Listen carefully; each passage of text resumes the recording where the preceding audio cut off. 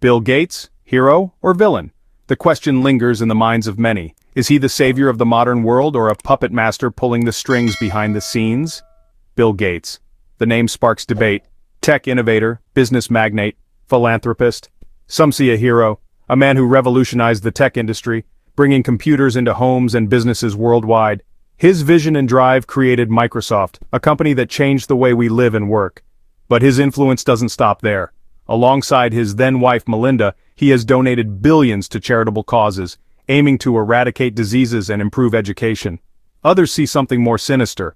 They question his motives, suspecting that his philanthropy is a guise for something darker.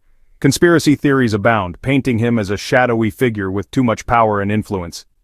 Protesters have taken to the streets holding signs that accuse him of trying to control the world through technology and vaccines, a man who amassed a fortune only to use it for what exactly? To save the world or control it?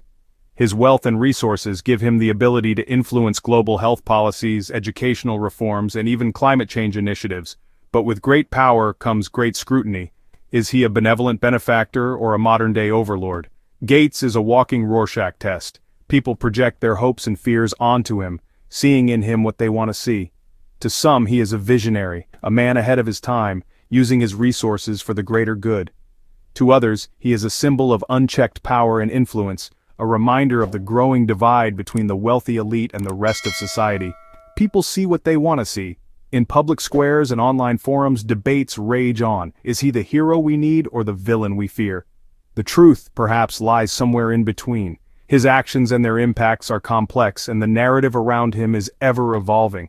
But one thing is certain: Bill Gates is a force to be reckoned with. His influence is undeniable, and his legacy, whether viewed as heroic or villainous, will shape the world for generations to come. As we navigate the complexities of his impact, we must ask ourselves, what kind of world do we want to build, and who do we trust to help build it? From software to saving lives, Bill Gates wasn't always about eradicating polio and fighting malaria. In the early days, he was a young, ambitious programmer with a vision that would revolutionize the world of personal computing. He was the king of code. Microsoft was his empire. Under his leadership, Microsoft grew from a small startup to a tech giant, dominating the software industry. Windows was his operating system, a groundbreaking innovation that made computers accessible to the masses. It wasn't just software, it was a gateway to the digital age, and often the operating system for the rest of us. Millions of people around the world used Windows to work, play, and connect. It became an integral part of daily life, but then something changed. Gates stepped back from Microsoft. In 2000, he transitioned from CEO to chief software architect, and eventually in 2008, he left his day-to-day role to focus on philanthropy. He turned his attention to something new: global health. A noble goal? Absolutely. Through the Bill and Melinda Gates Foundation, he began tackling some of the world's most pressing health issues, from infectious diseases to maternal and child health. But some wondered, was this a tech titan's attempt at atonement, or something more calculated? Critics questioned his motives, suggesting that his philanthropic efforts were a way to reshape his legacy. Yet the impact of his work is undeniable. The foundation has invested billions in research, vaccines, and healthcare infrastructure, saving countless lives. Gates's journey from software mogul to global health advocate is a testament to the power of reinvention and the potential for technology to drive positive change in the world. A legacy of giving. The Bill and Melinda Gates Foundation. It's one of the largest private charitable organizations in the world. It tackles big problems: poverty, disease, lack of education. The foundation pours billions into these issues.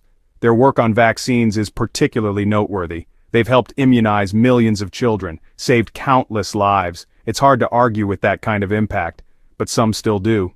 Whispers in the digital age. Conspiracy theories thrive online. In the vast expanse of the internet, whispers turn into roars. Social media platforms, forums, and chat rooms become breeding grounds for these theories, spreading like wildfire. Bill Gates is a prime target, a man known for his philanthropy and technological advancements, yet he finds himself at the center of numerous conspiracy theories. Some say he wants to control the world through vaccines.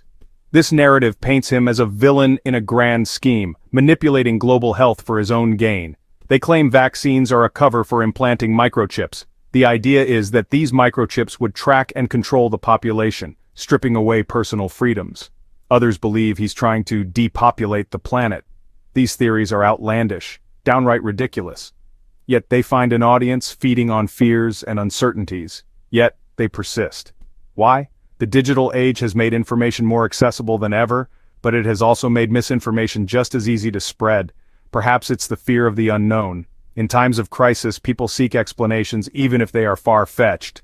The human mind craves understanding and control, or the distrust of the powerful. History has shown that those in power can and do abuse it, leading to a general skepticism towards authority figures and institutions. Whatever the reason, these narratives have real-world consequences. They influence public opinion, affect policy decisions, and can even lead to violence. The digital age has amplified these whispers, turning them into a cacophony that can no longer be ignored.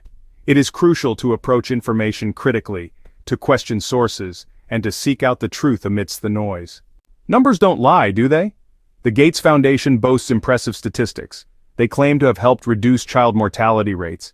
They've contributed to the near eradication of polio. These are remarkable achievements. They've poured billions into research and development. They've partnered with governments and organizations worldwide. The numbers seem to support their claims of success. But critics argue that these figures don't tell the whole story. Too much power?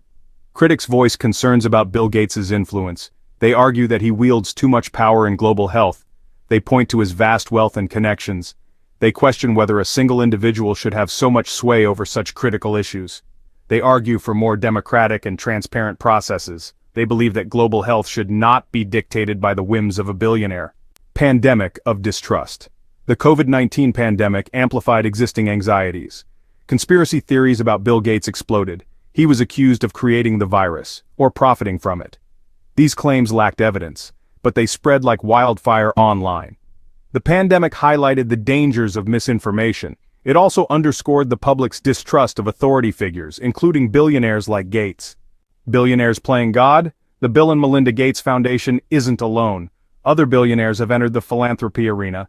Jeff Bezos, Mark Zuckerberg, they're tackling global issues with their fortunes. This raises important questions. Should the ultra-wealthy have so much influence over our world? Is this a form of undemocratic power, or are they simply trying to make a difference? The verdict on Bill. So, is Bill Gates a savior or a puppet master? The truth is probably somewhere in between.